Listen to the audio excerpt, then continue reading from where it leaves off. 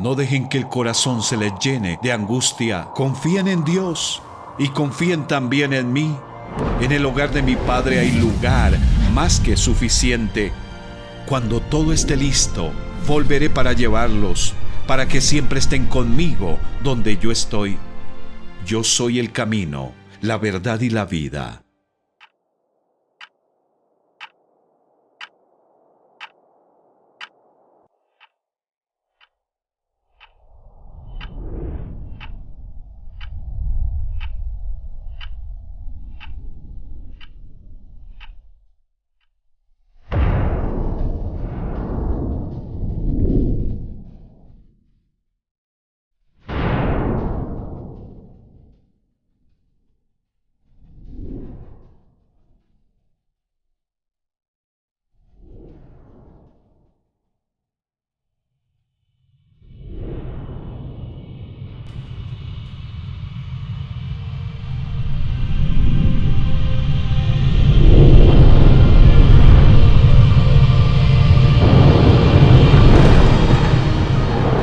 Había llegado la hora.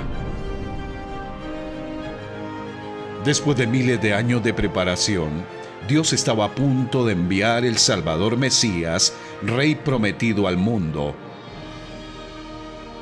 Pero ¿quién sería? ¿Cómo vendría?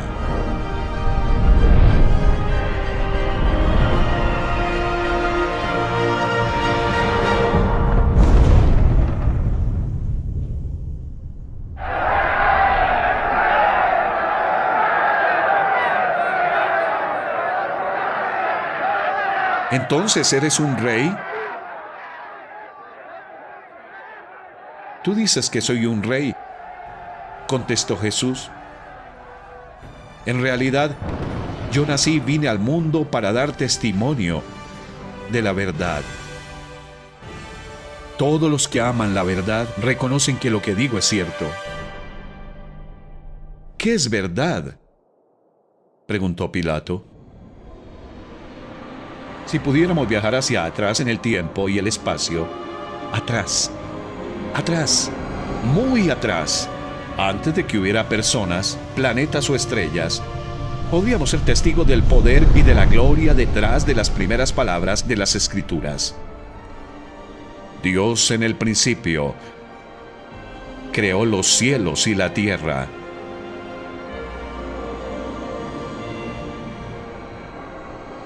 La tierra no tenía forma y estaba vacía, y la oscuridad cubría las aguas profundas, y el Espíritu de Dios se movía en el aire sobre la superficie de las aguas.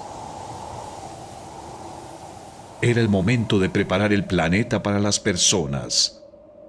Dios dijo: que haya luz. Y hubo luz. Y vio Dios que la luz era buena. Luego separó la luz de la oscuridad. Dios llamó a la luz día y a la oscuridad noche. Y fue la tarde y fue la mañana un día. ¿Qué hizo el primer día de la creación? Ordenó que la luz atravesara las tinieblas. Día 1 nos muestra que Dios es santo, es perfecto y puro como la luz. Dios es todopoderoso. Hizo y sustenta la atmósfera. Día 3, Dios es bueno. Creó miles de plantas y alimento para nosotros. Día 4, Dios es fiel. El sol y la luna permanecen en sus órbitas. Día 5, Dios es vida. Puso los peces en el mar y las aves en el cielo. Día 6, Dios es amor. Después de crear a los animales, había llegado el momento de formar a las criaturas sobre las que derramaría su amor. Era tiempo de crear a los seres especiales que podrían reflejar su santidad, poder, bondad, fidelidad, vida y amor.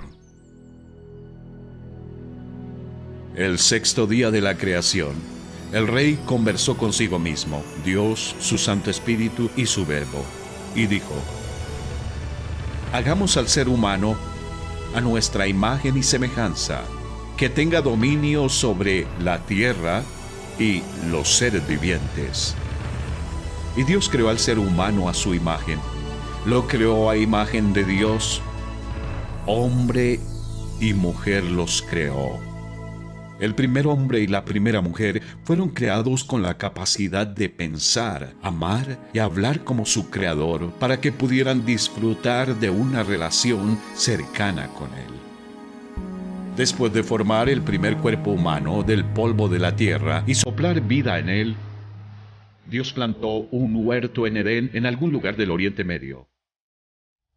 Un río cristalino fluía a través del huerto. Dios el Señor hizo que creciera toda clase de árboles hermosos, los cuales daban frutos buenos y apetecibles. En medio del jardín hizo crecer el árbol de la vida y también el árbol del conocimiento del bien y del mal. Dios el Señor tomó al hombre y lo puso en el jardín del Edén para que lo cultivara y lo cuidara. Dios el Señor no le preguntó a Adán si quería vivir en Edén. Dios era el creador y dueño del hombre. Sabía lo que era mejor para el hombre. Dios el Señor tomó al hombre y lo puso en el jardín del Edén para que lo cultivara y lo cuidara, y le dio este mandato: puedes comer de todos los árboles del jardín, pero del árbol del conocimiento del bien y del mal no deberás comer. El día que de él comas, ciertamente morirás. No era un mandamiento difícil. Adán podía comer de todos los frutos del huerto, excepto uno. Al obedecer esta norma sencilla, Adán demostraría que confiaba en que su creador sabía lo que era mejor para él. ¿Qué dijo Dios que le pasaría a Adán si quebrantaba esta norma? Le dijo Dios que si comía el fruto prohibido, debía empezar a hacer ritos religiosos, usar rosarios, ayunar, dar limosnas, ir a una iglesia, sinagoga, mezquita o templo y tratar de hacer las suficientes buenas obras como para compensar las malas. ¿Eso fue lo que dijo Dios? No, no fue lo que dijo. Dios le dijo a Adán: el día que de él comas, ciertamente morirás. Desobedecer la ley de Dios se llama pecado. El castigo por quebrantar la norma de Dios sería la muerte. En su libro, el rey llama a esto la ley del pecado y de la muerte. La ley del rey dice que el pecado debe castigarse con la muerte. La muerte significa separación. Si Adán desobedecía esa única norma de Dios, llegaría a ser como una rama rota que empieza a marchitarse y a morirse en el instante en que se separa de su fuente de vida. Si Adán decidía hacer lo que él quería, en vez de lo que el Rey del universo le había dicho que hiciera, eso sería un acto de rebelión. Sería pecado. El pecado pondría fin a la amistad del hombre con Dios. El pecado haría que el cuerpo del hombre envejeciera y muriera. El pecado separaría el espíritu, el alma y el cuerpo del hombre de Dios para siempre. El pecado es mortal.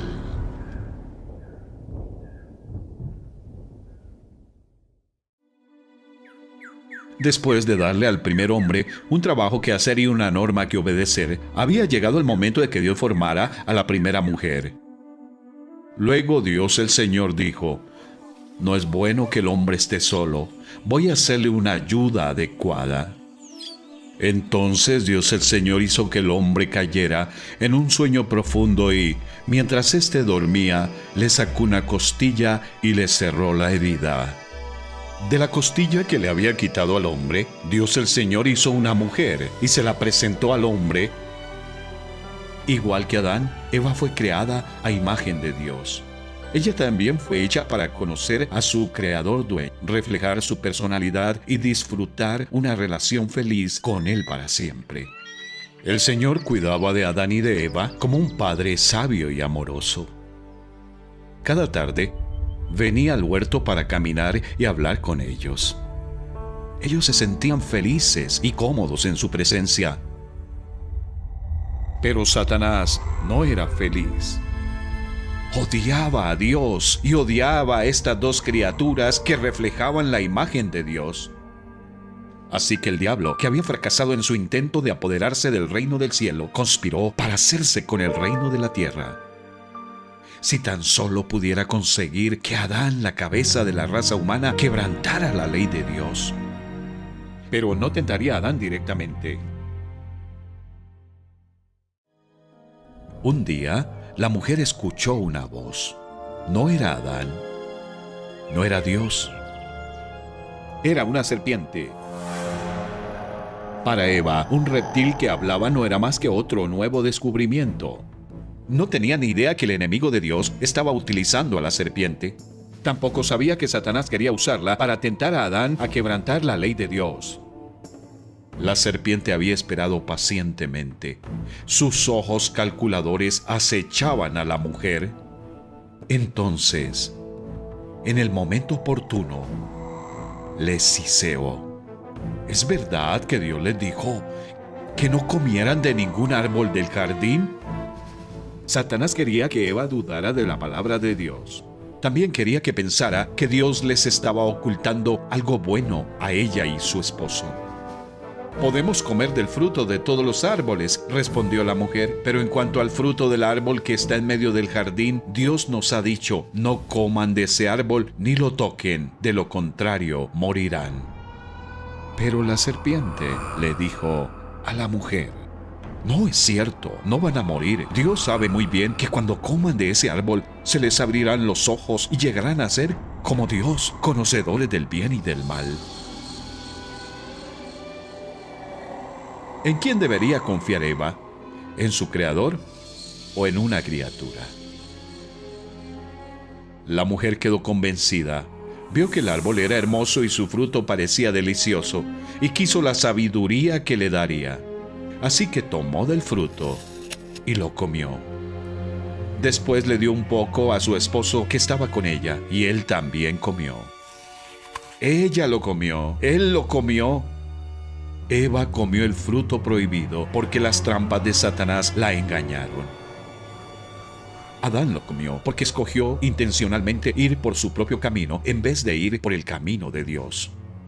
En lugar de someterse a su Creador santo y amoroso, la humanidad se rindió ante el enemigo.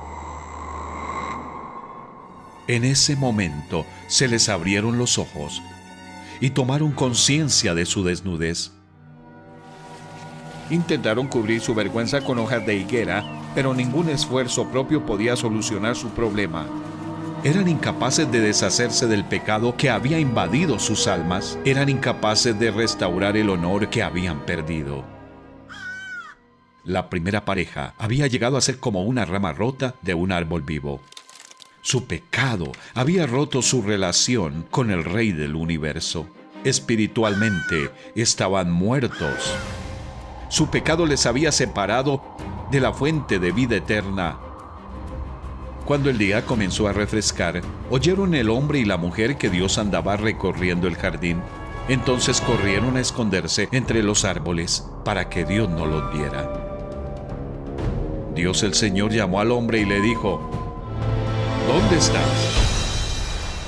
El hombre contestó: «Escuché que andabas por el jardín y tuve miedo porque estoy desnudo. Por eso me escondí».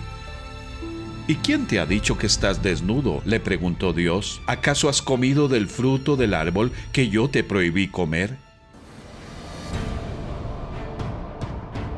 El mismo día que pecaron Adán y Eva, Dios anunció algunas de las consecuencias de gran alcance de su pecado. Debido a su pecado, Adán y Eva habían perdido el dominio sobre la tierra. Su mundo incluiría ahora espinas, dolor, tristeza, enfermedad y muerte. La humanidad había pecado y debía morir. La ley del pecado y de la muerte lo exigía. El hombre no tenía forma de salvarse de la maldición del pecado. ¿Había alguna esperanza?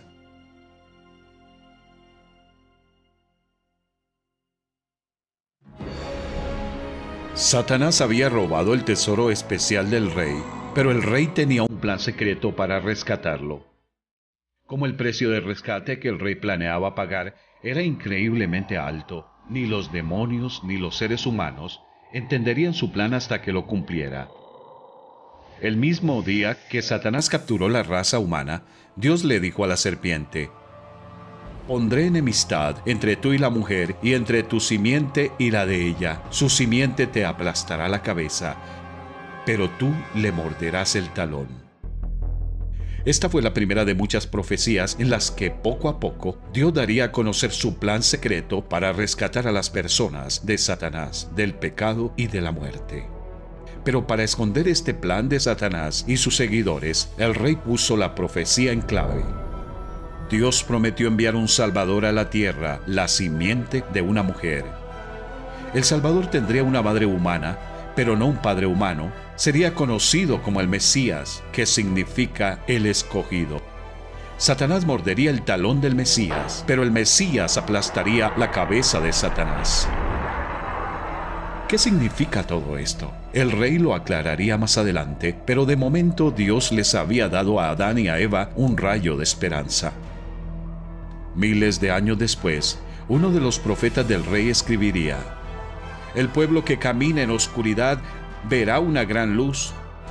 La Virgen concebirá un niño, dará a luz un hijo y lo llamarán Emmanuel», que significa Dios está con nosotros. El rey rescataría su tesoro especial. Pero, ¿cuánto le costaría?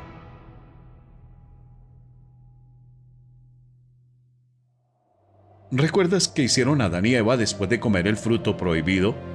Se vistieron con hojas de higuera. Esas prendas les hicieron sentirse más cómodos en la presencia de su creador juez.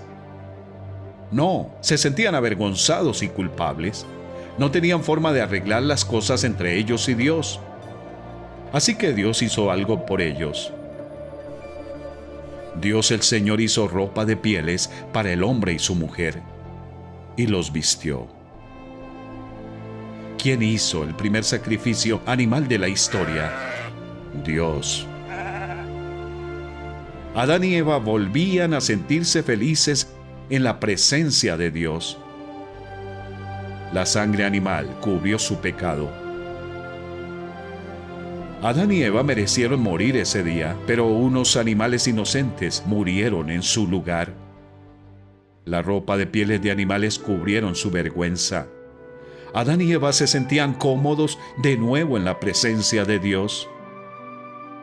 Miles de años más tarde, un profeta de Dios escribió: «Me llené de alegría en el Señor mi Dios, pues Él me vistió con ropas de salvación y me envolvió en un manto de justicia». Solo Dios tiene una forma de restaurar a los pecadores. Aún así, el pecado tiene sus consecuencias. Así como Dios echó a Lucifer y sus ángeles malignos del paraíso celestial, echó al hombre y su esposa del paraíso terrenal. Después de expulsarlos, el Señor Dios puso querubines poderosos al oriente del jardín de Edén. Colocó una espada de fuego ardiente a fin de custodiar el camino hacia el árbol de la vida. Nuestro gran Dios, Creador, es santo. Eso significa que es puro, limpio, perfecto y justo. Debido a su naturaleza santa y a sus leyes santas, debe castigar el pecado con la muerte, la separación de la fuente de vida. Algunas personas creen que Dios es tan grande que puede ignorar las leyes que Él mismo ha decretado. Imagina un tribunal donde el juez se niega a hacer cumplir las leyes de la nación. ¿Dirías que tal juez es grande? Imagina un partido de fútbol donde el árbitro ignora las reglas del juego. ¿Le llamarías un gran o un mal árbitro? Satanás quería que Eva creyera que su creador no haría cumplir sus reglas, que no castigaría a los transgresores con la muerte, pero el Rey y Juez justo del universo siempre cumple su palabra. Dios es grande, puedes confiar en Él. Fuera del huerto, el mundo seguía siendo un lugar hermoso, pero también incluía cosas malas como plantas espinosas, bichos molestos, rodillas raspadas y narices congestionadas. Muchos animales ya no eran mansos, no era fácil encontrar alimentos. Adán y Eva se veían obligados a trabajar duro solo para llenar sus estómagos hambrientos. También experimentaron momentos de felicidad y alegría. El hombre se unió a su mujer Eva, y ella concibió y dio a luz a Caín, y dijo: con la ayuda del Señor he tenido un hijo varón. Al primer bebé del mundo, Eva le llamó Caín, que significa posesión. ¡Qué precioso tesoro les había dado Dios! Quizá pensó que su hijo sería el Salvador prometido, pero pronto descubrió que su niñito hermoso era terco y egoísta, igual que sus padres. Más tarde, cuando nació su segundo hijo, Eva le llamó Abel, que significa vanidad o nada. Evidentemente, Adán y Eva no podían producir aquella simiente de una mujer sin pecado que salvaría a las personas de sus pecados. En vez de reflejar la imagen santa de Dios, los hijos de Adán y Eva reflejaban sus propias naturalezas torcidas por el pecado. Adán tuvo otros hijos y otras hijas, a su imagen y semejanza. ¿Ves a Caín quitándole el melón a su hermanito? Actúa igual que sus padres que tomaron el fruto que no les pertenecía. Como una enfermedad contagiosa, el pecado de Adán y Eva afectó a sus hijos. Cuando Adán pecó, el pecado entró en el mundo. El pecado de Adán introdujo la muerte, de modo que la muerte se extendió a todos porque todos pecaron. Un proverbio africano dice: una rata solo puede producir crías que cavan. Un proverbio árabe expresa el mismo hecho: el hijo de un pato es nadador. Cuando nuestros primeros padres pecaron, se volvieron como una rama rota de un árbol. Así como cada ramita y hoja de la rama rota se ve afectada, cada miembro de la rama familiar de Adán se ve afectado por el pecado de Adán. ¿Había alguna forma en la que Dios pudiera perdonar a Caín y Abel y declararles justos ante sus ojos? Sí, pero sería muy costosa. Sin derramamiento de sangre, no hay perdón. La ley inquebrantable del universo, la ley del pecado y de la muerte, debía cumplirse. El pecado tenía que ser castigado con la muerte. Por eso, el camino del perdón del Rey exigía una muerte. Aunque el pecador merecía morir, Dios aceptaría la sangre de determinados animales como el cordero. El cordero no podía estar enfermo, herido o sucio. Tenía que estar sano y limpio. Tenía que ser un cordero perfecto. El cordero sería sacrificado y quemado. Moriría en lugar del pecador culpable. El cordero sería el sustituto del pecador. Un día, los dos hermanos trajeron ofrendas a Dios, pero solo uno trajo la ofrenda correcta. Tiempo después, Caín presentó al Señor una ofrenda del fruto de la tierra. Abel también presentó al Señor lo mejor de su rebaño, los primogénitos con su grasa. ¿Cuál de las ofrendas crees que Dios aceptó? El Señor miró con agrado a Abel y a su ofrenda, pero no miró así a Caín ni a su ofrenda. Dado que Abel confió en el Señor y en su plan, fue perdonado y declarado justo. Este fue el regalo que Dios le hizo a Abel. Dios cargó al cordero con el pecado de Abel y el cordero murió en su lugar. La sangre del cordero fue derramada y su cuerpo reducido a cenizas. La ira justa de Dios contra el pecado cayó sobre el cordero en vez de sobre Abel. ¿Por qué le agradó a Dios aquel cordero sacrificado? Porque señalaba al Salvador venidero que pagaría un día la deuda de pecado del mundo. Caín se acercó a Dios, pero hizo caso omiso de la ley que exige que el pecado sea castigado con la muerte. Caín era religioso, pero no gozaba de una relación correcta con Dios. La ley del pecado y de la muerte seguía cirniéndose sobre él como una nube negra. Si no confiaba en Dios y en su plan, nunca le conocería como amigo. Se encontraría con Dios como juez. Después de 10 largas generaciones, desde el primer pecado de Adán, Dios dio este triste informe sobre la familia humana. La maldad del ser humano en la tierra era muy grande y todos sus pensamientos tendían siempre hacia el mal. Sin embargo, una familia en la tierra aún confiaba en Dios. Pero Noé contaba con el favor del Señor. Le dijo a Noé: he decidido acabar con toda la gente, pues por causa de ella la tierra está llena de violencia. Así que voy a destruir a la gente junto con la tierra.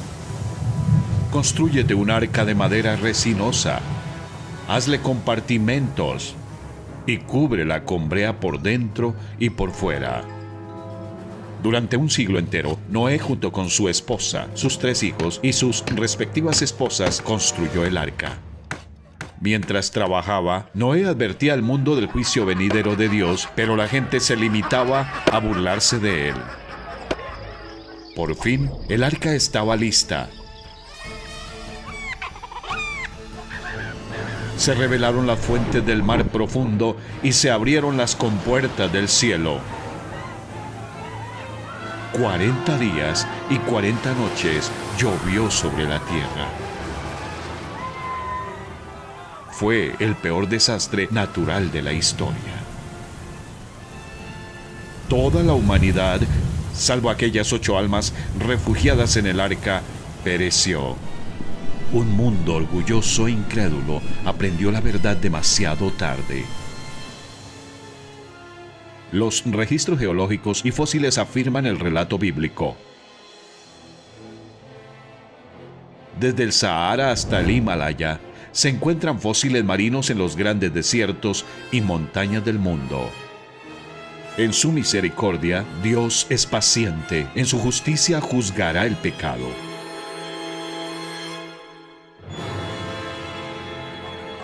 ¿Sabes qué hizo Noé después de que su familia y los animales salieron del arca?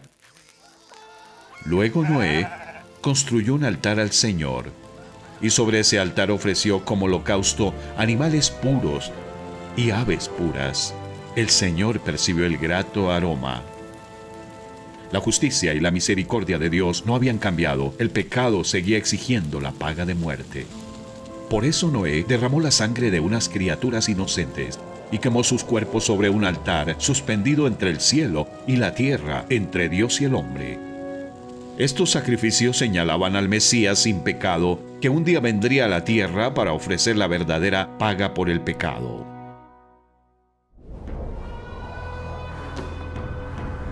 Habían pasado 10 generaciones desde el tiempo del profeta Noé. Satanás tenía a las naciones bajo su control absoluto, o eso parecía. En vez de confiar en el Señor, la gente confiaba en sus religiones. Algunas naciones adoraban al sol, en lugar de adorar a aquel que lo creó. Otras veneraban a la luna. Corría aproximadamente el año 1925 a.C. En una tierra al noroeste de Arabia vivía un anciano llamado Abraham. Más adelante, Dios cambió su nombre a Abraham, que significa padre de una multitud. Abraham tenía 75 años. Sara, su esposa, tenía 65. No tenían hijos. Sus padres y vecinos eran idólatras. Adoraban a las cosas creadas en vez de adorar al Creador. Un día, el Señor le dijo a Abraham: «Deja tu tierra, tus parientes y la casa de tu padre, y vete a la tierra que te mostraré. Haré de ti una nación grande y te bendeciré. Haré famoso tu nombre y serás una bendición. Bendeciré a los que te bendigan y maldeciré a los que te maldigan. Por medio de ti serán bendecidas todas las familias de la tierra». Si Abraham estaba dispuesto a confiar en el Señor y seguirle, se convertiría en el padre de una nación de la que saldrían los profetas, las escrituras y el Salvador del mundo. ¿Qué hizo Abraham? Por la fe, Abraham, cuando fue llamado para ir a un lugar que más tarde recibiría como herencia, obedeció y salió sin saber a dónde iba. No fue fácil para Abraham y su esposa dejar a sus parientes y abandonar la religión familiar. Sin embargo, escogieron soportar las críticas de su entorno social con el fin de seguir al único Dios verdadero. Confiar en Dios y obedecerle no siempre es fácil, pero siempre es lo mejor.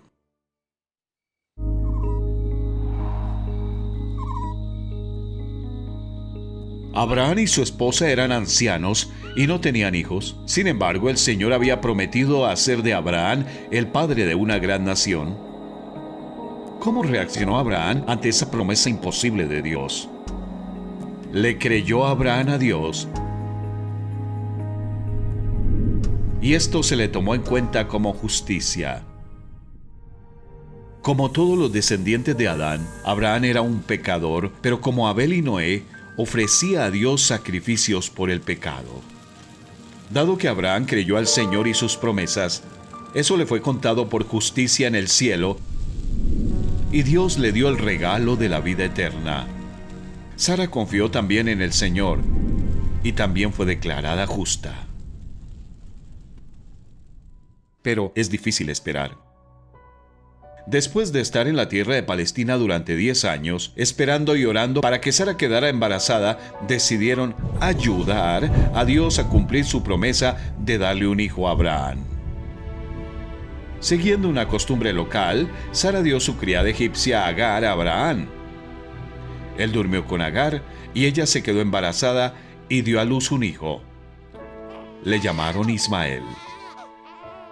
Unos 13 años después, cuando Abraham tenía 99 años y Sara 89, el Dios Todopoderoso se les apareció de nuevo. Les dijo que tendrían un hijo y que se llamaría Isaac.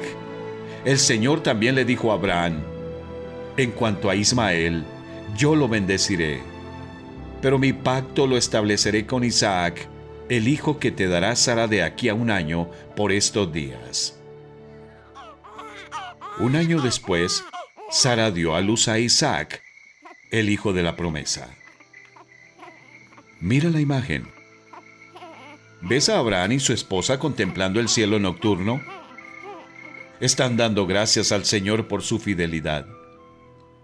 Luego despidieron a Agar y a Ismael, pero Dios fue bueno con ellos también. El muchacho creció en el desierto y Dios estaba con él. Llegó a ser un hábil arquero, se estableció en el desierto de Parán y su madre arregló que se casara con una mujer de la tierra de Egipto. Ismael se convirtió en el padre del poderoso pueblo árabe, al que Dios ha bendecido de muchas formas. En cuanto a Isaac, se quedó en casa, cuidando el ganado y los rebaños de su padre. A veces le ayudaba a escoger un cordero sano para sacrificarlo y quemarlo sobre un altar por sus pecados. Pero ni Isaac ni su padre podrían imaginarse el sacrificio que Dios estaba a punto de exigir.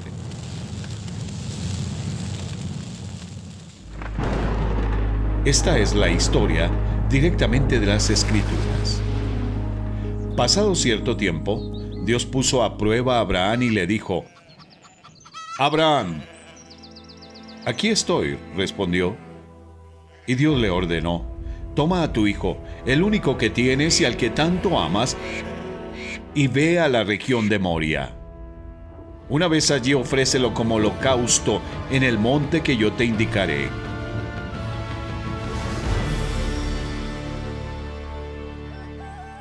Abraham se levantó de madrugada y ensilló su asno. También cortó leña para el holocausto y, junto con 2 de sus criados y su hijo Isaac, se encaminó hacia el lugar que Dios le había indicado.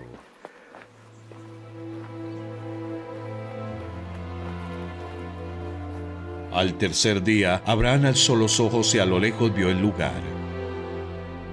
Entonces les dijo a sus criados: quédense aquí con el asno, el muchacho y yo seguiremos adelante para adorar a Dios y luego regresaremos junto a ustedes. ¿Cómo podría regresar el hijo de Abraham si iba a morir y su cuerpo sería quemado?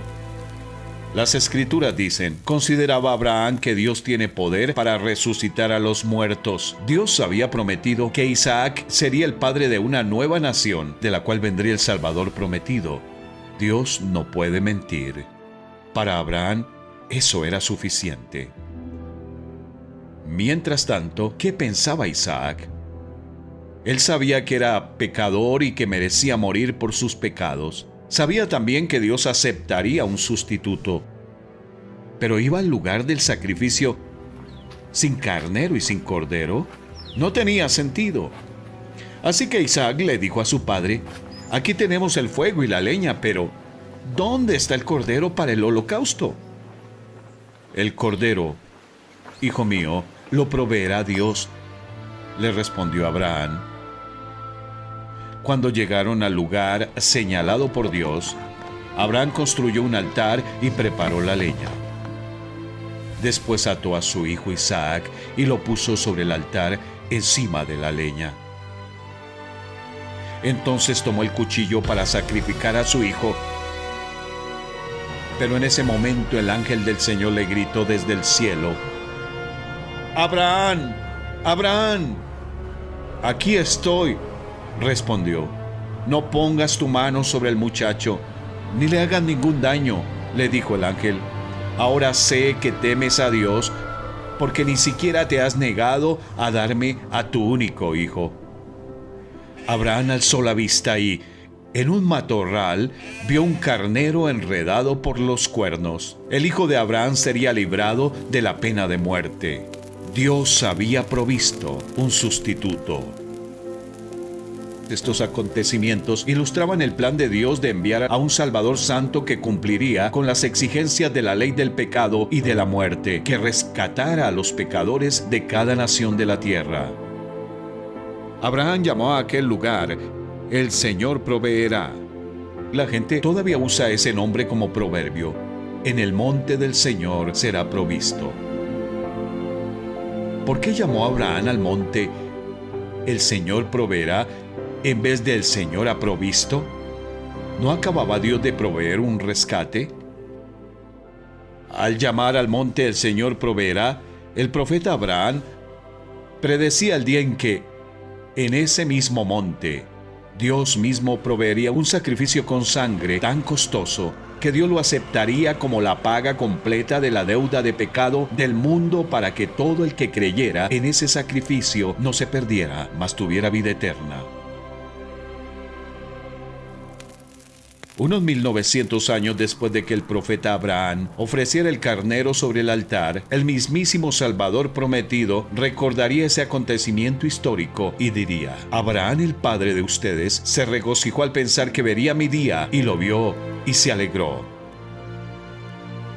Mientras el humo del carnero subía hacia el cielo, Dios le permitió a Abraham vislumbrar un futuro holocausto que se sacrificaría sobre aquel mismo monte. De repente, la respuesta de Abraham a la pregunta de su hijo, ¿dónde está el cordero?, cobró un sentido más profundo. El cordero, hijo mío, lo proveerá Dios. Para Abraham y su hijo, Dios aún no había provisto un cordero. Había provisto un carnero. ¿Dónde estaba el cordero? En el monte perfecto, Dios mismo daría la respuesta. ¿Recuerdas las dos grandes promesas que Dios le hizo a Abraham? Primero dijo: haré de ti una nación grande. Dios cumplió su palabra. Abraham tuvo a Isaac, Isaac tuvo a Jacob, y Jacob tuvo 12 hijos cuyas familias se convirtieron en las 12 tribus de Israel. Dios también dijo: por medio de ti serán bendecidas todas las familias de la tierra. Dios cumpliría esa parte de su promesa también. Al trabajar con esta nación especial y a menudo rebelde, Dios quiso mostrarles a todos los pueblos de la tierra cómo es Él y cómo los pecadores pueden acudir a Él. Cada vez que Dios protegía a esta nación, protegía sus planes de bendecirnos a ti y a mí, porque era de esta nación que vendrían los profetas, las santas escrituras y el Salvador prometido. El plan secreto de Dios seguía avanzando.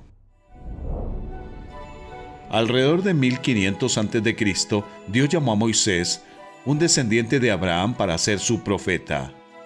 Moisés escribió los primeros 5 libros de la Biblia. Dios también lo usó para librar a los 3 millones de descendientes de Abraham de 4 siglos de esclavitud. Dios mismo les guió a través del desierto hostil, con una columna de nube para ofrecer sombra durante el día y con una columna de fuego para ofrecer luz de noche. Por su brazo poderoso, abrió un camino de escape para ellos en el Mar Rojo.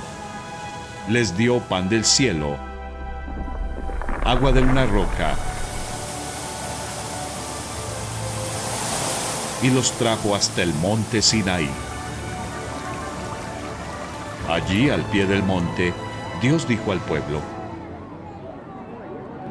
ustedes serán para mí un reino de sacerdotes y una nación santa. Dios quería que esta nación fuera santa, separada para Él y diferente a las naciones de alrededor. Sin embargo, el pueblo no entendía lo que significaba ser santo. No se veían como pecadores necesitados.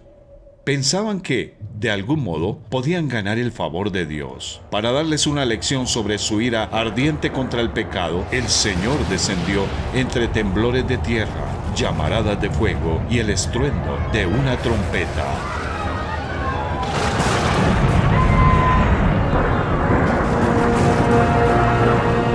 Moisés hablaba y Dios le respondía con voz de trueno. Dios le había dado a Adán una norma. Estaba a punto de darle 10 a esta nueva nación. El Señor le dijo a Moisés que debían obedecer las 10 normas a la perfección. Maldito sea quien no practique fielmente las palabras de esta ley. ¿Cómo crees que se sentían las personas después de escuchar estos 10 mandamientos? ¿Crees que aún pensaban que eran buenas? ¿Y tú crees que eres lo suficientemente bueno para vivir en el reino perfecto de Dios? Lee otra vez la norma número 1. No tengas ningún otro Dios aparte de mí. ¿Siempre pones primero a Dios? Si no es así, no has guardado esta ley. Lee la 5. Honra a tu padre y a tu madre. Si has desobedecido alguna vez a tu padre o a tu madre, eres culpable ante Dios. Ahora mira la norma 8. No robes. Si alguna vez te has llevado algo que no es tuyo o has hecho trampa en un examen, has quebrantado esta ley. ¿Has mentido alguna vez? Entonces no has obedecido la norma 9. El último mandamiento nos dice que está mal incluso querer tener lo que le pertenece a otra persona. Dios ve el pecado en nuestro corazón. ¿Cuántos pecados hicieron falta para arruinar la relación de Adán y Eva con Dios? Solo uno. La exigencia de Dios de perfección no ha cambiado. Porque el que cumple con toda la ley, pero falla en un solo punto, ya es culpable de haberla quebrantado toda. Dios es santo. Los 10 mandamientos dieron a la nueva nación un criterio claro del bien y del mal. Eso fue algo bueno, pero la ley de Dios también trajo malas noticias. Mostró al pueblo que tenía un problema muy serio. Debido a sus pecados, todos debían morir y ser separados de Dios. El Señor seguiría aceptando la sangre derramada de corderos, toros, machos cabríos y tórtolas para cubrir sus pecados. El mismo día que Dios dio sus 10 mandamientos con voz de trueno, también dijo a Moisés: háganme un altar y ofrézcanme sobre él sus holocaustos. Pero este sistema de ofrecer la sangre de animales por el perdón de pecados solo era una ilustración de lo que Dios realmente exigía. Pues no es posible que la sangre de los toros y las cabras quite los pecados. Los animales no fueron creados a imagen de Dios. El valor de un cordero no es igual al valor de un hombre. Así como no puedes llevar un coche de juguete a un concesionario y ofrecerlo como pago por un vehículo real, asimismo la sangre de un cordero no podía pagar el alto precio exigido por la ley del pecado y de la muerte. Hacía falta un sacrificio mejor. Aunque los sacrificios de animales no podían quitar la deuda de pecado, ofrecían a los pecadores una ilustración de aquel que sí podía quitarla. Al acercarse más y más al momento de la llegada del Salvador, el Señor les dijo a sus profetas que escribieran muchas más profecías sobre este Mesías Rey. A continuación se presentan algunas de esas profecías. La joven concebirá y dará a luz un hijo. Pero de ti, Belén, saldrá el que gobernará. Sus orígenes se remontan hasta la antigüedad, hasta tiempos inmemoriales. Porque nos ha nacido un niño, y se le darán estos nombres: Admirable, Dios fuerte, Príncipe de paz. Su Dios vendrá a salvarlos. Se abrirán entonces los ojos de los ciegos, y se destaparán los oídos de los sordos. Saltará el cojo como un ciervo. Como cordero fue llevado al matadero. Me han traspasado las manos y los pies. El Salvador prometido venía. Pero, ¿cuándo? ¿Y quién sería? ¿Cómo se cumplirían estas profecías? Había llegado la hora. Después de miles de años de preparación, Dios estaba a punto de enviar el Salvador Mesías, Rey prometido al mundo.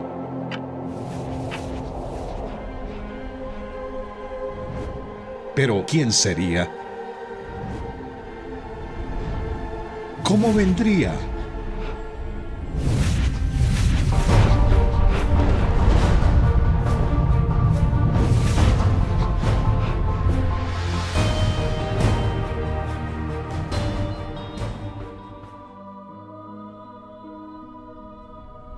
En tiempo de Herodes, rey de Judea, Dios envió al ángel Gabriel a Nazaret, pueblo de Galilea, a visitar a una joven virgen comprometida para casarse con un hombre que se llamaba José, descendiente de David. La virgen se llamaba María. El ángel le dijo: No tengas miedo, María. Dios te ha concedido su favor. Quedarás encinta y darás a luz un hijo, y le pondrás por nombre Jesús. Él será un gran hombre, y lo llamarán Hijo del Altísimo. Dios el Señor le dará el trono de su padre David, y reinará. Su reinado no tendrá fin. ¿Cómo podrá suceder esto?, le preguntó María al ángel. Puesto que soy virgen. El Espíritu Santo vendrá sobre ti, y el poder del Altísimo te cubrirá con su sombra. Así que al santo niño que va a nacer lo llamarán Hijo de Dios. ¿Por qué le llamó Gabriel a Jesús el Hijo de Dios? Algunos creen que esta expresión significa que Dios tomó una esposa y engendró un hijo. Eso no es lo que significa. Si eres del continente de África, alguien puede llamarte Hijo de África. ¿Significa eso que África se casó y tuvo un hijo? No, quiere decir que viene de África. El Mesías se llamaba el Hijo de Dios porque vino de Dios. Entró a la familia de Adán, que estaba arruinada por el pecado, pero no tuvo su origen en ella. Él es el mismísimo Verbo, alma e Hijo de Dios. ¿Recuerdas la promesa que Dios hizo el día que Adán comió el fruto prohibido? Anunció que la simiente de la mujer iba a aplastar la cabeza de la serpiente. Esa simiente prometida estaba en el vientre de una virgen. Quedaba por ver cómo aplastaría la cabeza de la serpiente. 700 años antes, el profeta Miqueas había predicho que el Mesías rey nacería en Belén, la antigua ciudad natal del rey David. Pero había un problema. María y José vivían en Nazaret, a 3 días de viaje hacia el norte. ¿Cómo se cumplirían las escrituras? Dios lo tenía todo bajo control. Al acercarse el momento en el que María iba a dar a luz, el emperador romano Augusto César decretó que todos los súbditos del imperio regresaran a la ciudad de sus ancestros a registrarse para pagar impuestos. Así que José y María, en estado avanzado de embarazo, viajaron desde Nazaret a Belén.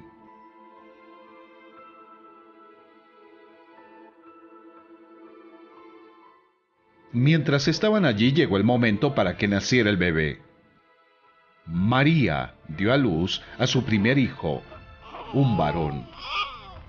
Lo envolvió en tiras de tela y lo acostó en un pesebre porque no había alojamiento disponible para ellos.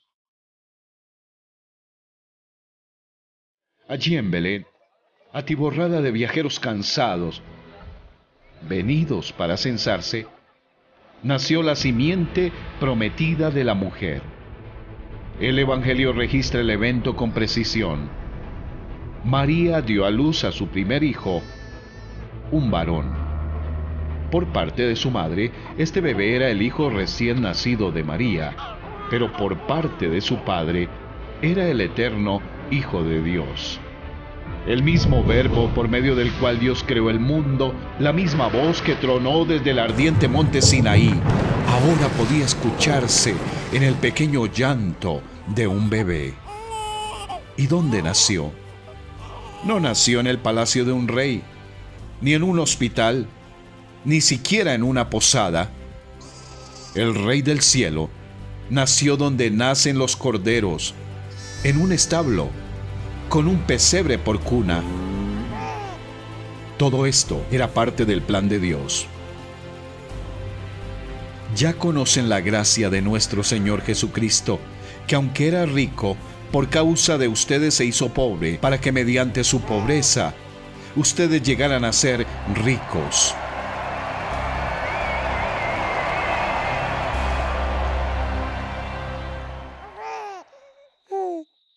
¿Quiénes fueron los primeros en recibir la noticia de la venida del Mesías? ¿El emperador? ¿Los ricos y famosos? ¿Los líderes religiosos? No. Los primeros en recibir la noticia eran unos pobres pastores que criaban corderos para ser sacrificados en el altar del templo en Jerusalén. En esa misma región habían pastores que pasaban la noche cuidando sus rebaños. Sucedió que un ángel del Señor se les apareció. La gloria del Señor los envolvió en su luz y se llenaron de temor. Pero el ángel les dijo: no tengan miedo. Miren que les traigo buenas noticias que serán motivo de mucha alegría para todo el pueblo. Hoy les ha nacido en la ciudad de David un Salvador que es Cristo el Señor. Esto les servirá de señal. Encontrarán a un niño envuelto en pañales y acostado en un pesebre. De repente apareció una multitud de ángeles del cielo que alababan a Dios y decían: Gloria a Dios en las alturas, y en la tierra paz a los que gozan de su buena voluntad.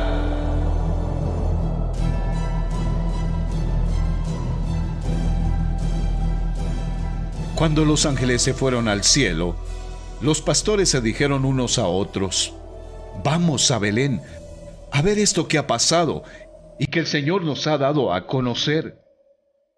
Así que fueron deprisa y encontraron a María y a José y al niño que estaba acostado en el pesebre. Cuando vieron al niño, contaron lo que les habían dicho acerca de él Y cuantos lo oyeron se asombraron de lo que los pastores decían. ¡Qué historia la que tenían para contar! Ha nacido el Salvador, le hemos visto, le hemos tocado. Algunos creyeron, pero la mayoría no. Pero lo creyeran o no, el rey, cuyo cumpleaños dividió la historia mundial en dos, se había unido a la raza humana.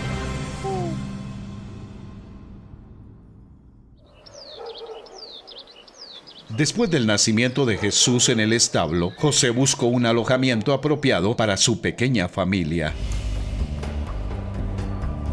Un día, unos magos, hombres sabios que estudiaban las estrellas, llegaron a Jerusalén.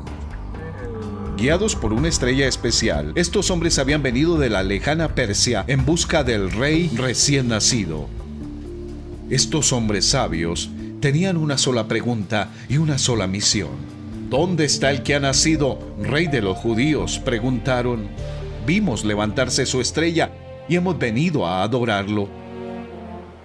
Cuando lo oyó el rey Herodes, se turbó, y toda Jerusalén con él. Así que convocó a todos los maestros de la ley y les preguntó dónde había de nacer el Cristo. En Belén de Judea, les respondieron, porque es lo que ha escrito el profeta. Luego Herodes llamó en secreto a los sabios y les dijo: vayan e infórmense bien de ese niño, y tan pronto como lo encuentren, avísenme, para que yo también vaya y lo adore. Después de oír al rey, siguieron su camino, y la estrella que habían visto levantarse iba delante de ellos hasta que se detuvo donde estaba el niño. Cuando llegaron a la casa, vieron al niño con María, su madre, y postrándose lo adoraron.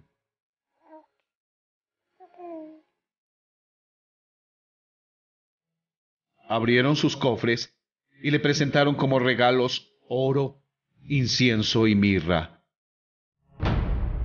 Entonces, advertidos en sueños de que no volvieran a Herodes, regresaron a su tierra por otro camino.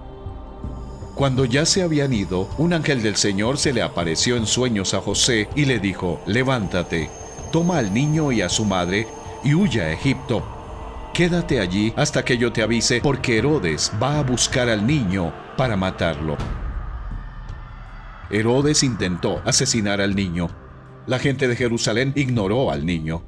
Pero los magos que habían cruzado un desierto abrasador para encontrarle, le adoraron y le hicieron regalos dignos de un rey: oro, incienso y una especia costosa para embalsamar a los muertos. ¿Por qué la especia para embalsamar?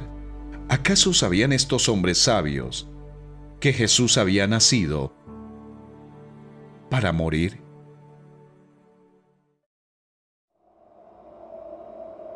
Después de la advertencia del ángel, José llevó a María y al niño Jesús a Egipto, donde vivieron como refugiados hasta la muerte del cruel rey Herodes. Después de que murió Herodes, un ángel del Señor se le apareció en sueños a José en Egipto y le dijo: levántate, toma al niño y a su madre, y vete a la tierra de Israel, que ya murieron los que amenazaban con quitarle la vida al niño. Así se cumplió otra antigua profecía dicha por el Señor: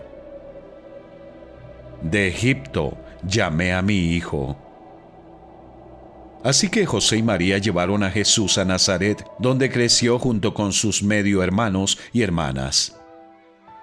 En muchos aspectos, el niño Jesús era como los otros: comía, dormía, jugaba, estudiaba y aprendía un oficio. Pero en otros, Jesús era diferente a los demás.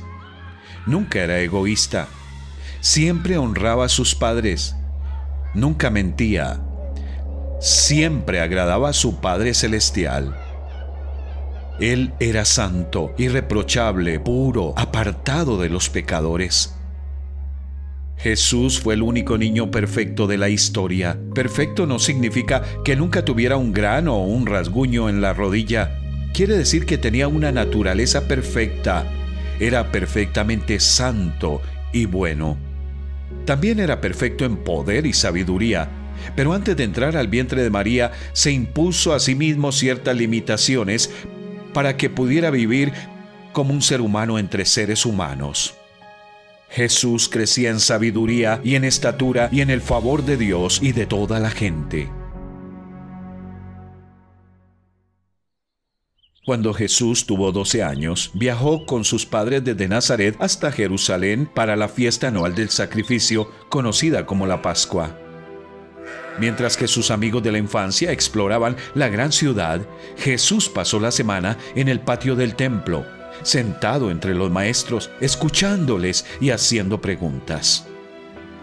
Todos los que lo oían quedaban asombrados de su entendimiento y de sus respuestas. El templo era el lugar donde se quemaban corderos sobre un altar por los pecados del pueblo. El niño Jesús comprendía lo que los eruditos ignoraban. Él había venido para ofrecer el último cordero.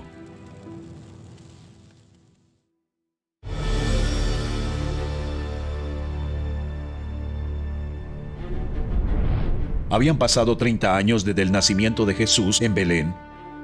Augusto César había muerto. Su hijastro Tiberio César reinaba sobre el imperio romano. Herodes Antipas gobernaba en Galilea. Poncio Pilato gobernaba en Judea. Y había un nuevo profeta que predicaba en Palestina. En aquellos días se presentó Juan el Bautista, predicando en el desierto de Judea. Decía: «Arrepiéntanse, porque el reino de los cielos está cerca». Cientos de años antes, dos profetas, Isaías y Malaquías, escribieron sobre un profeta futuro que anunciaría la llegada del Mesías Rey. Juan era ese profeta. Mientras que los profetas anteriores habían profetizado, en el momento preciso el Salvador prometido vendrá a la tierra, Juan predicaba: el momento ha llegado, el Salvador está aquí.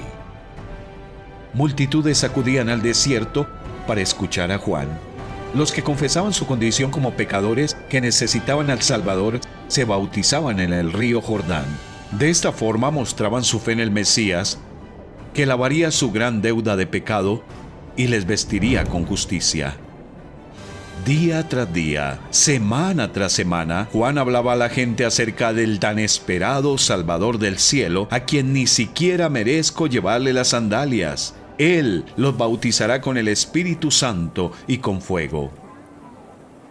Entonces un día, el Salvador llegó por la colina, en medio de la multitud, y bajó hasta donde Juan estaba bautizando. Juan señaló a Jesús y dijo: «Aquí tienen al Cordero de Dios, que quita el pecado del mundo».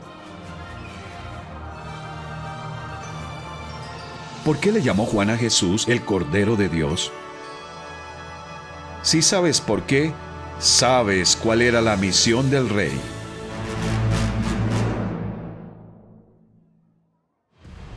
Satanás no estaba contento de ver a este hombre perfecto viviendo en su reino. Pero el diablo tenía una estrategia. Así como había tentado al primer hombre a pecar, ahora intentaría conseguir que este hombre pecara.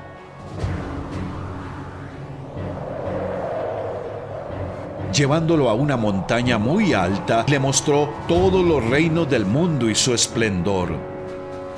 «Todo esto te daré si te postras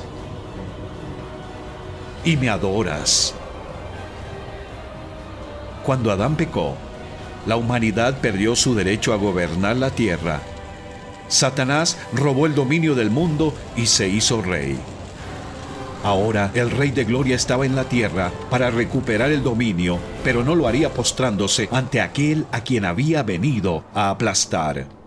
«Vete, Satanás», le dijo Jesús, «porque escrito está: adora al Señor tu Dios y sírvele solamente a Él». El diablo dejó a Jesús. Satanás nunca había tentado a nadie como él, un hombre que no tenía el deseo ni la capacidad de pecar. Jesús era diferente a Adán y sus descendientes. El primer hombre era del polvo de la tierra, el segundo hombre del cielo. Cuando Satanás tentó a Adán a pecar, Adán perdió y Satanás ganó. Cuando Satanás intentó conseguir que Jesús pecara, Satanás perdió y Jesús ganó. El primer hombre nos llevó al reino de Satanás de pecado y muerte. El segundo hombre vino a sacarnos de ahí.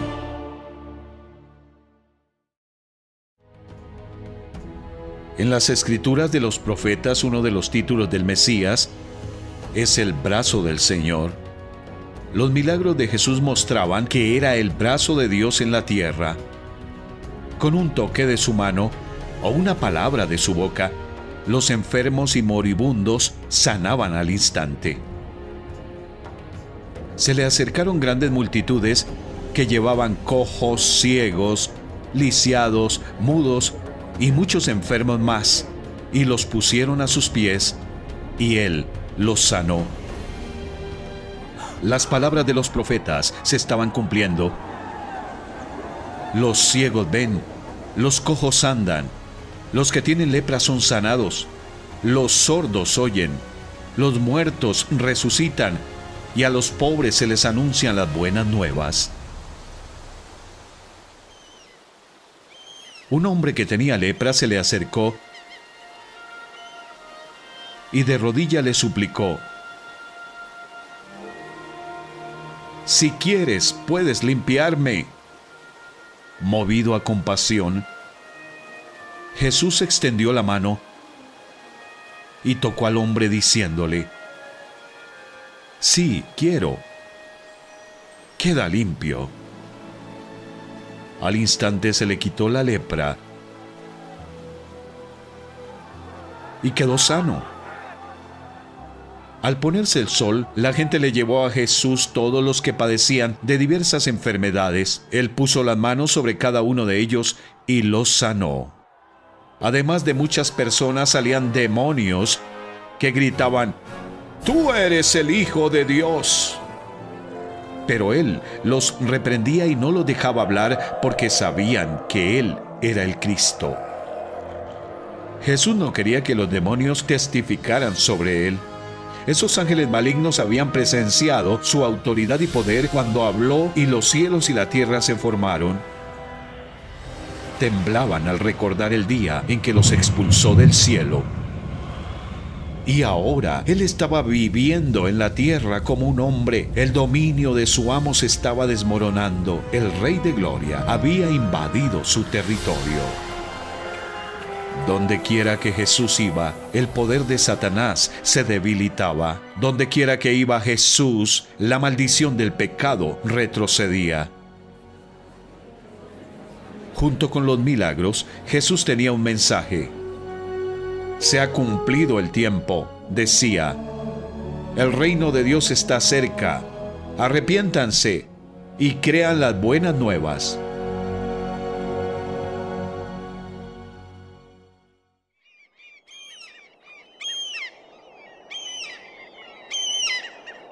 Jesús se le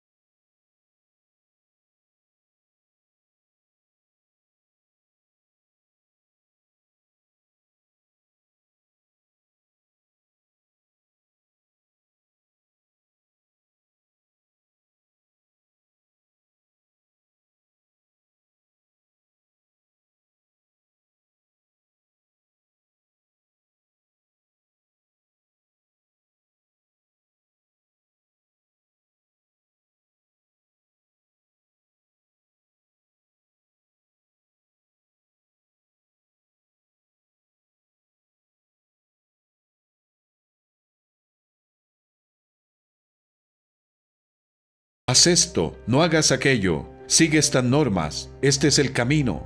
Solo Jesús podía decir: yo soy el camino, la verdad y la vida.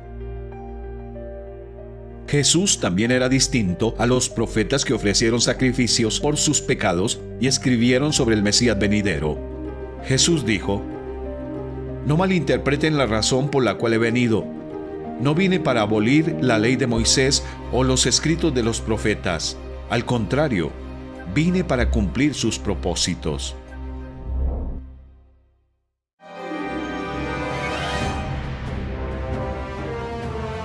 Jesús tenía dominio sobre cada parte de la creación.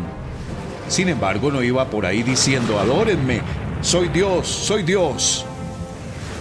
Simplemente hacía las cosas que solo Dios podía hacer y dejaba que la gente llegara a sus propias conclusiones.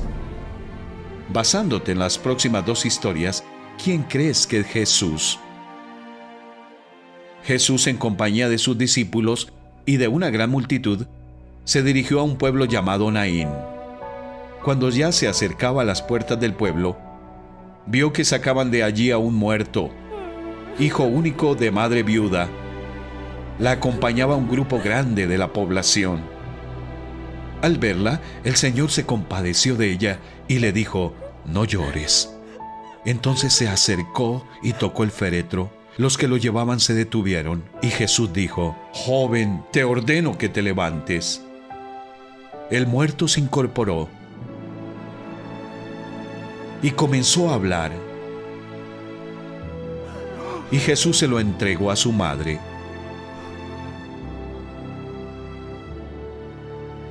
Todos se llenaron de temor y alababan a Dios.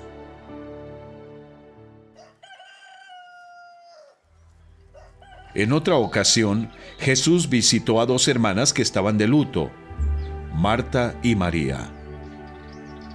Hacía 4 días que había muerto su hermano Lázaro.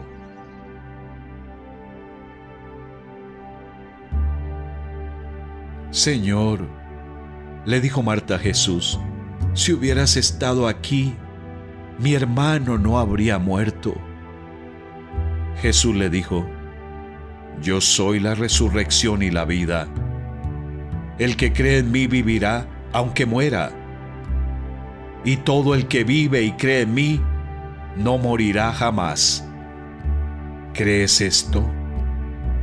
«Sí, Señor. Yo creo que tú eres el Cristo, el Hijo de Dios, el que había de venir al mundo». Jesús se acercó al sepulcro. Era una cueva cuya entrada estaba tapada con una piedra. «Quiten la piedra», ordenó Jesús.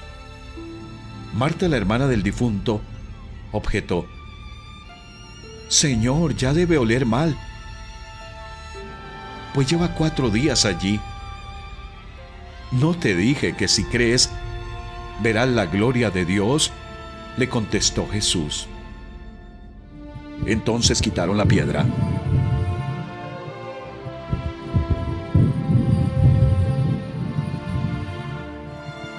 Dicho esto, gritó con todas sus fuerzas: «Lázaro, sal fuera».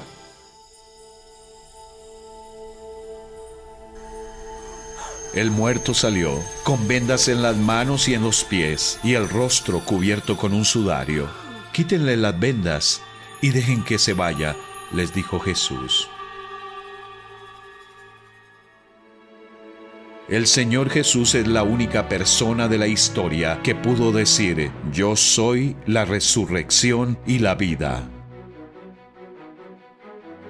Sus obras prueban que sus palabras eran ciertas. Los maestros y los sacerdotes de los judíos no estaban nada contentos al ver que las multitudes escuchaban a Jesús. Querían que les escucharan a ellos, no a él. Un día los jefes de los sacerdotes enviaron a los guardias del templo para arrestar a Jesús. Pero los guardias no fueron capaces de arrestarle. Cuando regresaron, los sacerdotes les preguntaron: «¿Se puede saber por qué no lo han traído? Nunca nadie ha hablado como ese hombre», declararon los guardias. Ni siquiera los profetas habían hablado como Jesús. Los profetas eran como velas que proyectaban relucientes rayos de luz en un mundo oscuro. pero el Mesías era el sol de justicia. ¿Quién necesita velas cuando sale el sol? Jesús dijo: yo soy la luz del mundo. El que me sigue no andará en tinieblas, sino que tendrá la luz de la vida. Jesús es el verbo, la palabra, que dijo en el principio que haya luz. Él es la fuente primordial de la luz física y la espiritual. Al acercarse la hora de cumplir su misión, el Mesías llevó a 3 de sus discípulos, Pedro, Santiago y Juan, a lo alto de un monte.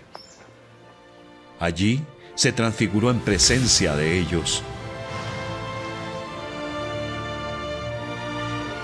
Su rostro resplandeció como el sol, y su ropa se volvió blanca como la luz. En esto se les aparecieron Moisés y Elías conversando con Jesús. Mientras estaban aún hablando, apareció una nube luminosa que los envolvió, de la cual salió una voz que dijo: este es mi Hijo amado, estoy muy complacido con él, escúchenlo. Al oír esto, los discípulos se postraron sobre su rostro aterrorizados. Pero Jesús se acercó a ellos y los tocó. Levántense, les dijo, no tengan miedo. Los discípulos nunca olvidaron lo que vieron ese día. Más tarde, Pedro escribiría: nosotros vimos su majestuoso esplendor con nuestros propios ojos. Y Juan escribiría: hemos contemplado su gloria, la gloria que corresponde al Hijo unigénito del Padre, lleno de gracia y de verdad. Pero por ahora, la gloria del Hijo seguía escondida en su cuerpo de carne. Había llegado la hora para que el Rey cumpliera su misión. Durante 3 años, el Señor Jesús había estado viajando por Palestina, haciendo el bien y sanando a todos los que estaban oprimidos por el diablo. La gente común y corriente le amaba, pero los líderes religiosos en Jerusalén estaban conspirando para matarle, y Jesús lo sabía. Era la víspera de la fiesta anual del sacrificio, llamada la Pascua. Al día siguiente se sacrificarían miles de corderos. Aunque Jesús sabía que él también moriría al día siguiente, pasó la velada cenando una última vez con sus discípulos. A medianoche llevó a sus discípulos a un jardín llamado Getsemaní. Allí, sabiendo los horrores que le esperaban, oró a su Padre. Y en ese momento, llegaron los líderes religiosos con una multitud de hombres armados. Jesús permitió que le ataran y le llevaran a la casa del sumo sacerdote, donde se habían reunido los líderes judíos. Allí, muchos hombres dijeron mentiras sobre él. Muchos testificaban falsamente contra él, pero sus declaraciones no coincidían. Poniéndose de pie en el medio, el sumo sacerdote interrogó a Jesús: ¿no tienes nada que contestar? ¿Qué significan esas denuncias en tu contra? Pero Jesús se quedó callado y no contestó nada. ¿Eres el Cristo, el Hijo del Bendito?, le preguntó de nuevo el sacerdote. Sí, yo soy, dijo Jesús. Y ustedes verán al Hijo del Hombre sentado a la derecha del Todopoderoso y viniendo en las nubes del cielo.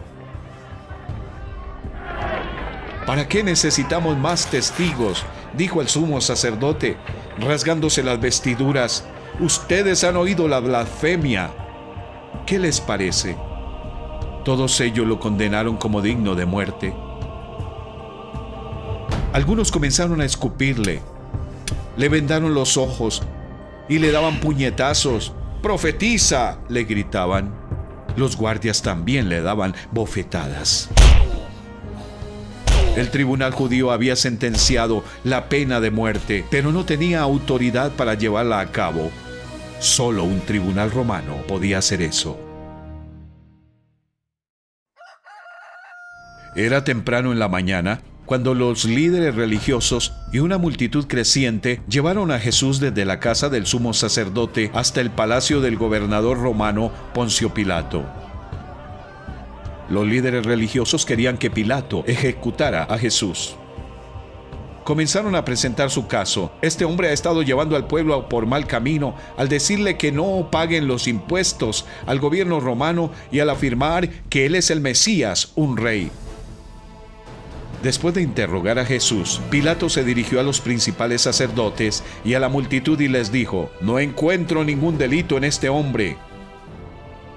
«No te lo habríamos entregado si no fuera un criminal», replicaron. Entonces Pilato volvió a entrar en su residencia y pidió que le trajeran a Jesús. «¿Eres tú el rey de los judíos?», le preguntó. «¿Qué has hecho?». Jesús contestó: «Mi reino no es un reino terrenal. Si lo fuera, mis seguidores lucharían para impedir que yo sea entregado a los líderes judíos. Pero mi reino no es de este mundo». Pilato le dijo: «¿Entonces eres un rey?». «Tú dices que soy un rey», contestó Jesús. «En realidad, yo nací y vine al mundo para dar testimonio de la verdad. Todos los que aman la verdad reconocen que lo que digo es cierto». «¿Qué es verdad?», preguntó Pilato. Entonces salió de nuevo a donde estaba el pueblo y dijo: «Este hombre no es culpable de ningún delito». Pero la multitud seguía gritando: «¡Crucifícalo! ¡Crucifícalo!». Pilato sabía que Jesús era inocente, pero por temor a los líderes religiosos y su multitud, condenó a muerte a Jesús. Pilato sentenció a Jesús al castigo extremo de la ley romana, un azotamiento brutal seguido por la crucifixión. Algunos de los soldados del gobernador llevaron a Jesús al cuartel y llamaron a todo el regimiento. Le quitaron la ropa y le pusieron un manto escarlata.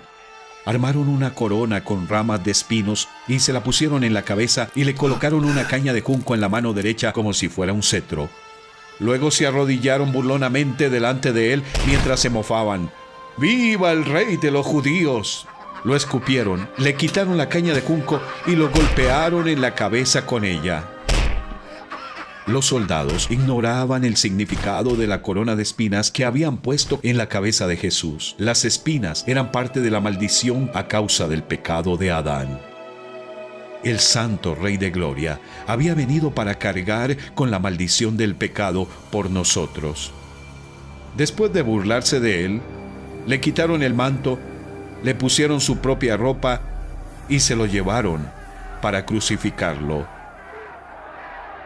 2 criminales condenados fueron llevados también con Jesús. Cada uno fue obligado a cargar con su propia cruz hasta el lugar de la ejecución. A mitad de camino del macabro desfile, los soldados romanos obligaron a un hombre del norte de África a llevar la cruz de Jesús. Después reemprendieron la marcha a través de las calles atiborradas de Jerusalén, salieron fuera de sus murallas y subieron la cuesta de un monte llamado Gólgota, en la zona norteña del monte Moriah, donde unos 1900 años antes el profeta Abraham había dicho: «El cordero hijo mío lo proveerá Dios». Había llegado el momento de morir a ese cordero. Cuando llegaron al lugar llamado La Calavera, lo crucificaron allí, junto con los criminales.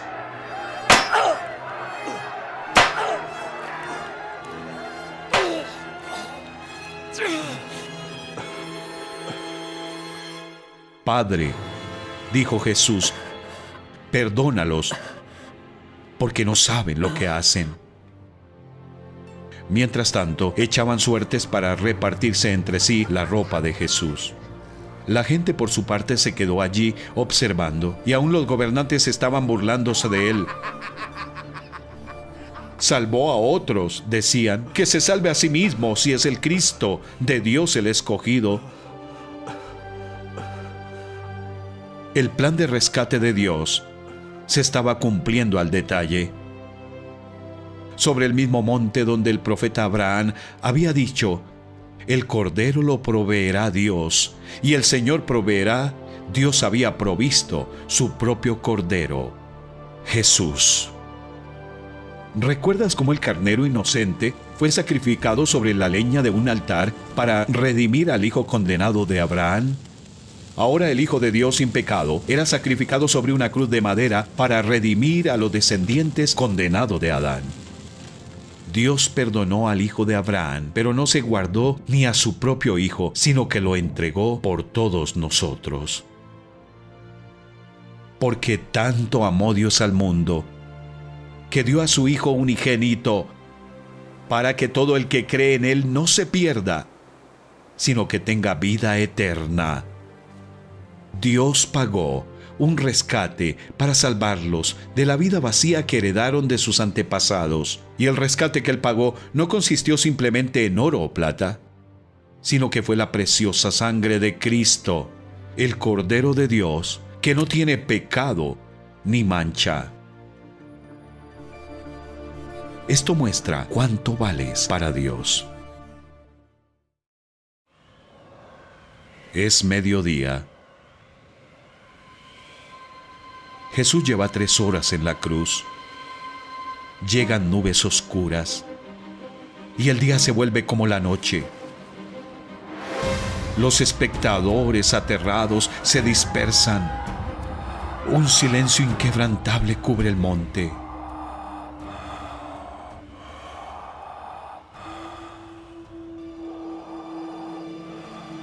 Tres horas después, Jesús grita: Dios mío,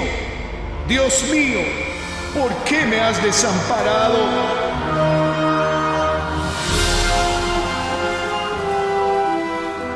Sobre el altar de la cruz, el eterno Hijo de Dios sintió el horror de ser separado del Dios del cielo.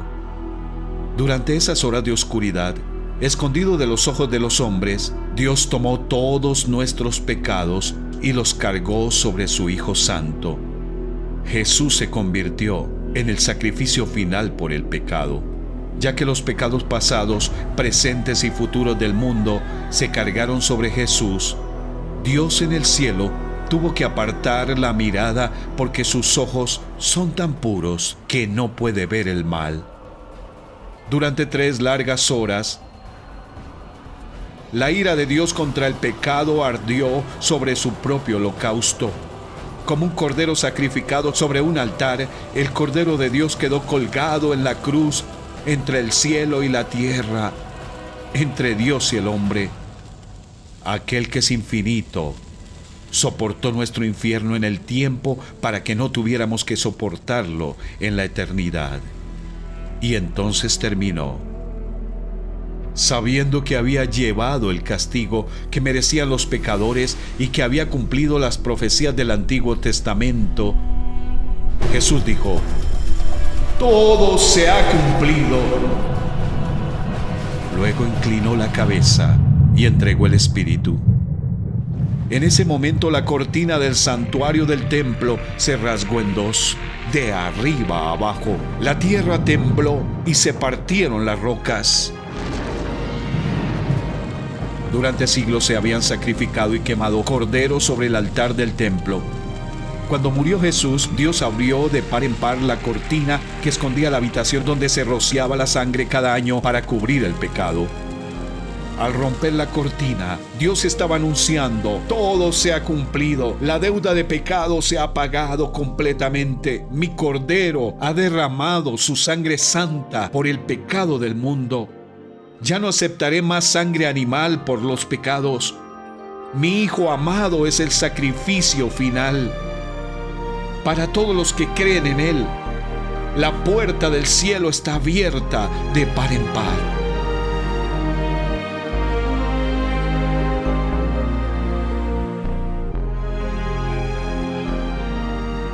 «700 años antes, el profeta Isaías escribió: pero Él fue traspasado por nuestras rebeliones y aplastado por nuestros pecados. Fue golpeado para que nosotros estuviéramos en paz. Fue azotado para que pudiéramos ser sanados. Todos nosotros nos hemos extraviado como ovejas. Hemos dejado los caminos de Dios para seguir los nuestros. Sin embargo, el Señor puso sobre él los pecados de todos nosotros.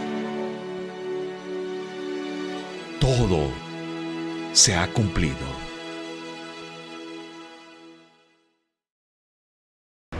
Desde el día que Adán pecó, había reinado la muerte como cruel soberano sobre la familia humana. Si Jesús hubiera pecado alguna vez, la muerte también habría hecho que su cuerpo empezara a descomponerse, heder y convertirse lentamente en polvo. Pero 1000 años antes, el profeta David había escrito: «No permitirás que tu santo se pudra en la tumba». La muerte y la tumba no tenían poder sobre aquel que nunca pecó. El tercer día después de la muerte y sepultura de Jesús, muy temprano, varias mujeres fueron a la tumba a presentar sus respetos. De repente, con un gran terremoto, apareció un ángel del cielo, quitó la piedra y se sentó sobre ella. Los soldados se desmayaron, pero el ángel les dijo a las mujeres: «No teman. Sé que buscan a Jesús, el que fue crucificado. No está aquí. Ha resucitado tal como dijo que sucedería. Vengan, vean el lugar donde estaba su cuerpo. Y ahora vayan rápidamente y cuéntenle a sus discípulos que ha resucitado». Las mujeres se fueron a toda prisa. Estaban asustadas, pero a la vez llenas de gran alegría, y se apresuraron para dar el mensaje del ángel a los discípulos. Mientras iban, Jesús les salió al encuentro y las saludó. Ellas corrieron hasta él, abrazaron sus pies y lo adoraron. Mientras tanto, los soldados fueron a la ciudad y les dijeron a los líderes religiosos lo que había sucedido. Así que los líderes les sobornaron con una enorme suma de dinero y les dijeron: «Digan que los discípulos de Jesús vinieron por la noche y que, mientras ustedes dormían, se robaron el cuerpo». Pero sus mentiras no podían ocultar la verdad. La tumba estaba vacía. Con su muerte, Jesús pagó nuestra deuda de pecado. Con su sepultura, bajó al abismo de la muerte y de la descomposición. Con su resurrección, venció a la muerte y ahora dice: «No tengas miedo. Yo soy el primero y el último y el que vive. Estuve muerto, pero ahora vivo por los siglos de los siglos y tengo las llaves de la muerte y del infierno». Para todos los que creen estas buenas noticias, la muerte solo es la puerta que se abre a la presencia del Rey que anuncia: «Porque yo vivo, también ustedes vivirán». Durante los 40 días siguientes, el Señor aparecía súbitamente entre sus seguidores, hablaba con ellos y luego desaparecía. El cuerpo resucitado de Jesús podía atravesar paredes y viajar a la velocidad del pensamiento. Él es el primero en tener un cuerpo así, pero no será el último. Así como hemos llevado la imagen de aquel hombre terrenal, llevaremos también la imagen del celestial. Ya que la muerte vino por medio de un hombre, también por medio de un hombre viene la resurrección de los muertos. Pues así como en Adán todos mueren, también en Cristo todos volverán a vivir. 40 días después de su resurrección, Jesús reunió a sus discípulos en el Monte de los Olivos, a las afueras de Jerusalén. Los discípulos querían saber cuándo regresaría. No les toca a ustedes conocer la hora ni el momento determinados por la autoridad misma del Padre, les contestó Jesús. Pero cuando venga el Espíritu Santo sobre ustedes, recibirán poder y serán mis testigos tanto en Jerusalén como en toda Judea y Samaria y hasta los confines de la tierra. Habiendo dicho esto, mientras ellos lo miraban,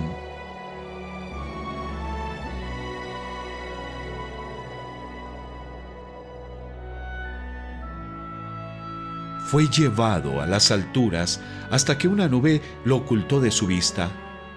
Ellos se quedaron mirando fijamente al cielo mientras él se alejaba. De repente se les acercaron dos hombres vestidos de blanco que les dijeron: Galileos, ¿qué hacen aquí mirando al cielo? Este mismo Jesús que ha sido llevado de entre ustedes al cielo vendrá otra vez de la misma manera que lo han visto irse. Entonces regresaron a Jerusalén. Mientras tanto, en el cielo había llegado el momento de coronar al Rey de gloria y honra.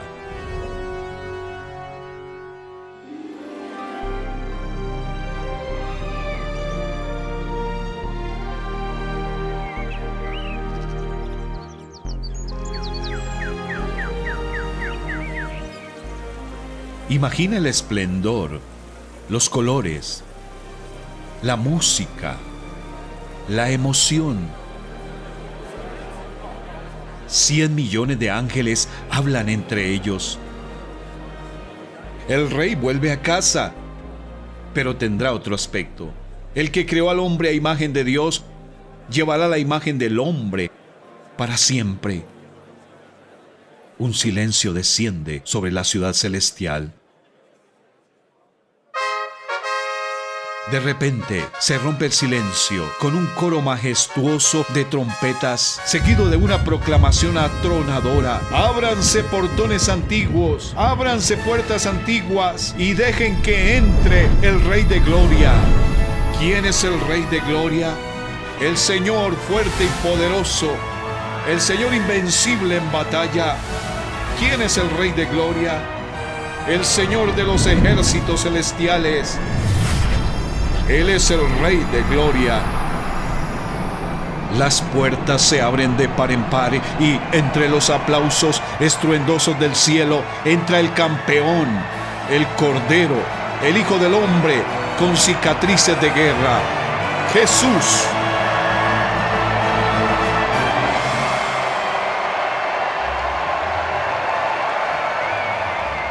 Pasa a través de la multitud que le adora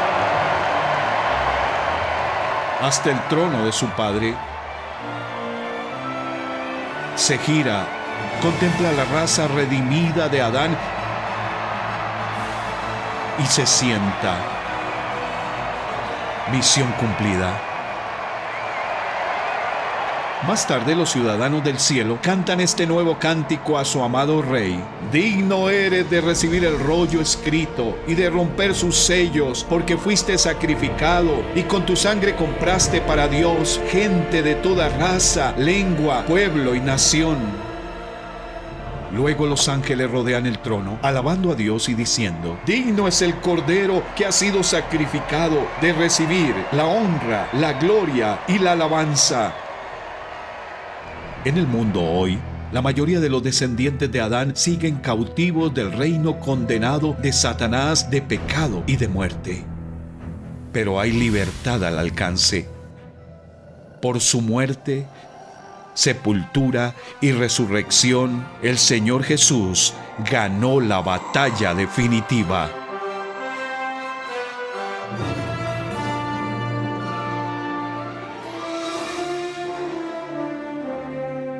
Dice a todos los que confían en Él: no dejen que el corazón se les llene de angustia. Confíen en Dios y confíen también en mí. En el hogar de mi Padre hay lugar más que suficiente. Cuando todo esté listo, volveré para llevarlos, para que siempre estén conmigo donde yo estoy. Yo soy el camino, la verdad y la vida.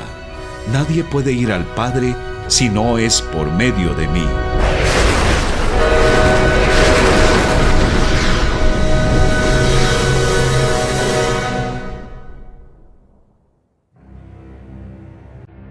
Yo nací y vine al mundo para dar testimonio de la verdad. Todos los que aman la verdad reconocen que lo que digo es cierto.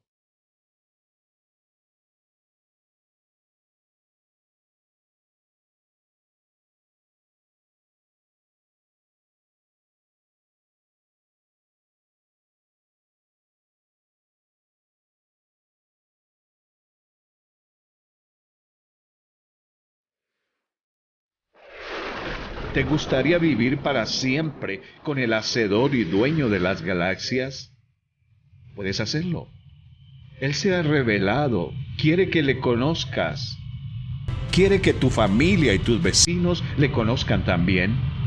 Te invita a entender su plan, experimentar su amor, contemplar su majestad, someterte a su gobierno y vivir bajo su gloria. Pero no te obligará a ser su súbdito. A fin de cuentas, Él no solo es un rey, es el Rey de gloria. Esta es su historia.